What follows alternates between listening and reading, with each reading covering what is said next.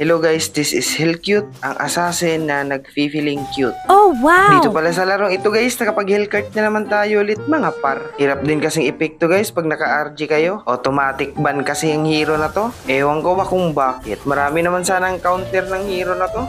Pero binaban pa rin nila. Sa bagay, nang bubugbog kasi to ng early game eh. Kaya siguro binaban nila. Tsaka itong hero na to guys, nakakagulat din talaga to. Kahit ako nga din pre, nagugulat ako nito minsan. Ako lang ba nagugulat nito guys? Comment kayo guys kung nagugulat din kayo nito. Sa part na to guys, naghintay lang ako kay Tigreal. Kasi panigurado, mag second skill. Yun nga, nag second skill. Tapos naki-S ko pa. Pagkatapos nito guys, pumunta kami dito sa mid. Nag-abang lang talaga kami sa bush. Kung sino mang dadaan, yun yung mabibigyan. Kaya yun, nabigyan yung Kaya napasayo siya ng tenge Charis. Dito guys, wala talaga akong pake sa Tigreal. Kaya tingnan nyo, kahit nag-SS siya, yung Changi talaga yung inuuna ko. Pero muntikan pa akong mamatay dito. Puti na lang, nabuhay pa ako. Sa part na to guys, magkasama yung Changi tsaka Yuzong. Tapos tamang abang lang ako dito sa bush. Ang hindi nila alam, ilalak ko yung Changi. Walang magawa yung Yuzong eh. Sa larong ito guys, yung Mage tsaka MM lang talaga yung aking inuuna. Kasi sila lang yung malalambot. Kakabuhay lang ni Clint dito guys. Tapos napitas natin siya agad. Pag may hellcart yung kalaban guys, lalo na pag MM kayo, wag na wag kayong lumalalim guys. Hanggat kaya nyo mag tower hug na lang kayo. Yung hellcart kasi guys, kaya kayong i-one hit combo nito. Parang kay Saber. Ang kaibahan lang kay Saber guys, medyo mabagal yung cooldown ng mga skill niya. Itong hellcart kasi pag nag-activate yung passive niya, lalo pang bibilis yung cooldown ng mga skills niya. Ay, yung first skill lang pala. Dito kawawa yung Yuzong, di nakalipad.